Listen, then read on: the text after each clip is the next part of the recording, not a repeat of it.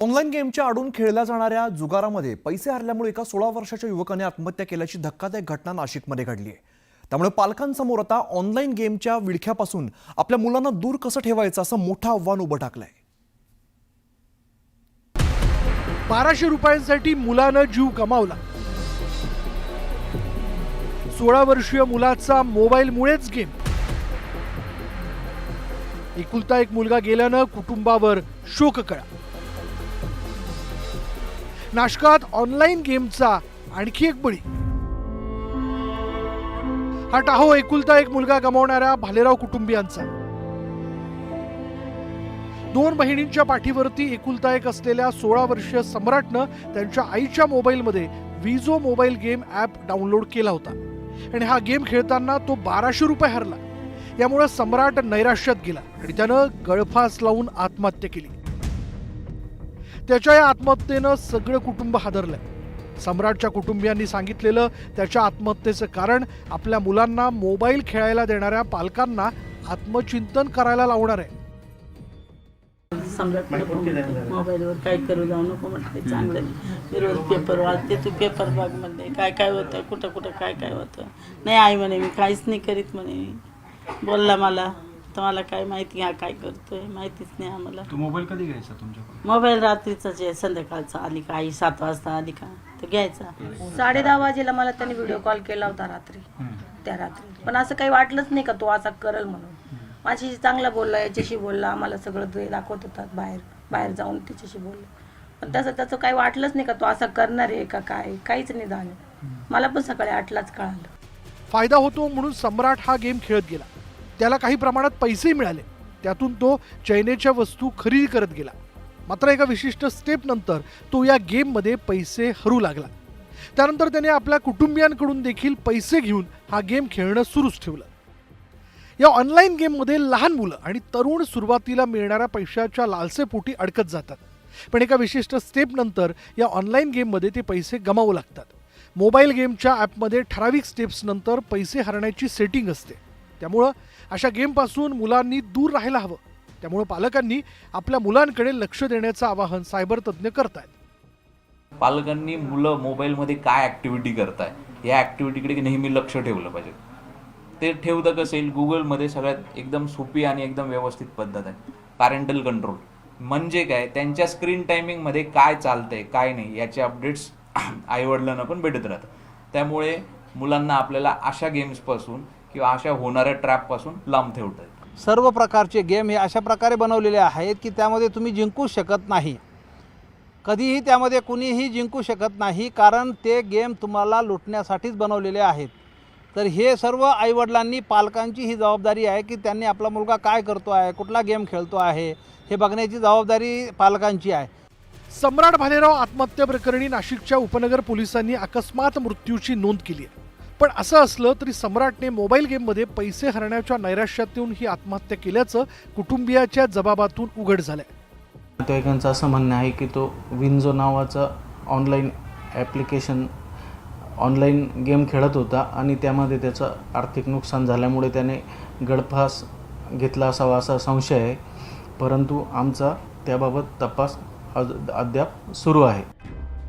काही दिवसांपूर्वीच free fire गेममध्ये मुलानं 5 लाख रुपये गमावल्याचं उघड झालं होतं आणि त्यानंतर आता 16 वर्षाच्या सम्राटचा ऑनलाईन गेमने बळी घेतला।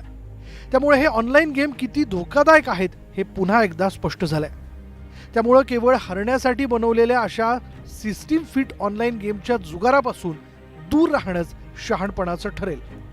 व्हिडिओ जर्नलिस्ट हेमंत बागुलसह लक्ष्मण घाटोळ, न्यूज 18 लोकमत, नाशिक। मंडळी, शनिदेवावरची भाविकांची श्रद्धा अपार आहे आणि त्यामुळे काही वर्षांपर्यंत खरं तर आख्यायिका प्रसिद्ध होती की शनी शिंगणापुरातील घरांना कुलूपही लावली जात नाहीत। पण आज करोडो भाविकांचं श्रद्धास्थान असलेल्या शनी शिंगणापूर देवस्थानात 500 कोटींचा घोटाळा झाल्याची चर्चा होते।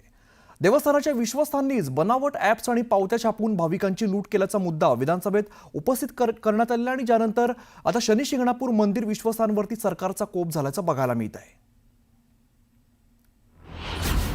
शनी शिंगणापुरात 500 कोटींचा घोटाळा। बनावट ॲपद्वारे श्रद्धाळू भाविकांची लूट। अधिवेशनात सरकारचा विश्वस्तांवर कोप. मंदिराच्या अकाउंटमधनं दर महिन्याला त्यांच्या अकाउंटला पैसे जातात. घोटाळबाज विश्वस्तांमागे कारवाईचा फेरा. शनीच्या फेऱ्यातून बाहेर काढण्याच्या नावे भाविकांची बनावट ॲपद्वारे लूट करणाऱ्या शनी शिंगणापूरचे विश्वस्त आता कारवाईच्या फेऱ्यात सापडण्याची शक्यता आहे. कारण शनी शिंगणापूर देवस्थानात कोट्यावधींचा घोटाळा झाल्याचा आरोप नेवाशाचे स्थानिक आमदार विठ्ठल लंघेंनी केला. या ट्रस्टने पूजेसाठी लागणाऱ्या देणग्या त्या बनावट ॲपवरून स्वीकारल्याचा मुद्दा आमदारांनी विधानसभेत उपस्थित केला. यावेळी लंघेंनी विश्वस्तांवर गंभीर आरोप केले. विश्वस्तांनी 3 ते 4 बनावट ॲप तयार केल्याची माहिती. ॲपच्या माध्यमातून जगभरातल्या भाविकांकडून पूजेसाठी घेतल्या देणग्या. एका ॲपचे 2 ते 3 लाखांपेक्षा जास्त भाविक सदस्य. प्रत्येक भक्ताकडून पूजा करण्यासाठी घेतले 1,800 रुपये. पूजेच्या साहित्यासाठी वेगळे शुल्कही घेतले. शनी शिंगणापूर देवस्थानमध्ये बोगस भरती. 2,474 बोगस कर्मचारी दाखवले. देवस्थानाचे पैसे पगार म्हणून कार्यकर्त्यांच्या खात्यात वळवले. तेल विक्री खिडक्यांवर 8 ऐवजी दाखवले 352 कर्मचारी. देवस्थानाकडे 13 वाहनं असताना 163 कर्मचारी वाहनांवर असल्याचं दाखवलं. वाहनांवर प्रत्यक्षात केवळ 13 कर्मचारी आढळले. वृक्ष संवर्धन विभागात 83 कर्मचारी दाखवले. अशा वेगवेगळ्या माध्यमातून विश्वस्तांनी कोट्यावधी रुपयांचा घोटाळा केल्याचा आरोप लंघेंनी केलाय. अनेक बनावट ॲप करून त्याच्या माध्यमातून जवळजवळ 2 लाख लोकांना त्या ठिकाणी सदस्यत्व दिलं आणि प्रति सदस्य 1,800 रुपये अशाप्रमाणे त्या ठिकाणी पैसे घेतले गेल्याचा त्या ठिकाणी प्रथमदर्शनी दिसून येतं. आणि म्हणून तो मुद्दा मी काल त्या ठिकाणी सभागृहामध्ये उपस्थित केला. काही कर्मचारी आणि काही पुजारी त्यामध्ये सहभागी असल्याचं त्या ठिकाणी दिसून येतं आणि म्हणून तो मुद्दा मी पहिल्यांदा उपस्थित केला. तर भाजप आमदार सुरेश धस यांनीही शनी शिंगणापूर देवस्थानात 500 कोटींचा घोटाळा झाल्याचा आरोप केलाय. अध्यक्ष महोदय, लंगे साहेब म्हणतायत इथं 39 कोटीचा घोटाळा म्हणतायत, ते बोलताना 100 कोटीचा घोटाळा. ह्या सगळ्या ॲपची आणि एकूण भक्तगण आणि त्याला पैशाने गुणलं तर 500 कोटीपेक्षा जास्त पैसे ह्या ॲपमध्ये जमा झालेले आहेत अध्यक्ष महोदय. थेट विधानसभेत शनी शिंगणापूर देवस्थानातील विश्वस्तांचा भांडाफोड झाला. त्यामुळे भाविकांचं श्रद्धास्थान असलेल्या शनी शिंगणापुरातच विश्वस्तांनी भ्रष्टाचाराचा कोप केल्यानं भाविकांच्या विश्वासाला तडा गेलाय. ते लुटण्याची पद्धत इतकी खतरनाक होती की जी व्यक्ती या जगात अस्तित्वातच नाही अशा व्यक्तींच्या नावाने ते लोकांना परमानंट ऑर्डर काढण्यात आले. ते 2-2 वर्ष हजर दाखवले, त्यांच्या नावावर पेमेंट घेतलं आणि त्यांना पुन्हा कामावरून काढण्यास सुद्धा पत्र असे यांच्याकडून देवस्थानकडून जाहीर करण्यात आलं. मग ॲपच्या माध्यमातून आपण बघितलं की शेकडो कोटीचा भ्रष्टाचार. भाविकाला सांगण्यात आलं की तुमची आम्ही पूजा करू, तुमच्या तेलाचा डबा होऊ. एका दिवशी 3-3 हजार 4-4 हजार लोक तेलाच्या डब्यासाठी पैसे टाकत होते आणि हे एकच डबा तेलाचा वाहून 4,000 लोकांना तिचा व्हिडिओ पाठवत होते. इस्लामिक आक्रमण आणि इंग्रजांचं आक्रमण गेल्याच्या नंतर कुठंतरी हिंदू मंदिरं आकार घेत होती आणि आकार घेण्याच्या याच्यामध्येच हे जे विश्वस्त मंडळ असतील आजच्या काळातले हे परत लुटायची ही त्यांची मानसिकता तयार झालेली आहे आणि कुठंतरी प्रशासनाने यांच्यावर कठोर कारवाई केली पाहिजे. शनी शिंगणापूर देवस्थानामधील या कथित घोटाळा प्रकरणी आता विश्वस्त कारवाई फेऱ्यात अडकल्याचं पाहायला मिळतंय. कारण मुख्यमंत्र्यांनी आता विश्वस्त मंडळ बरखास्त करत विश्वस्तांच्या बेहिशेबी संपत्तीची चौकशी करण्याचे आदेश दिले. त्या कमिटीच्या संदर्भातली अंतिम सुनावणी ही चॅरिटी कमिशनर या ठिकाणी घेत आहेत. त्यामुळे त्यांच्या नियमानुसार ते योग्य कारवाई त्याच्यावर करतील. पण लॉ अँड ज्युडिशियरीला मी या ठिकाणी असे आदेश दिले आहेत की यांच्यावर FIR दाखल करा आणि पोलिसांना सांगितलेलं आहे की बाहेरची टीम पाठवून या ठिकाणी याची पूर्ण चौकशी करा.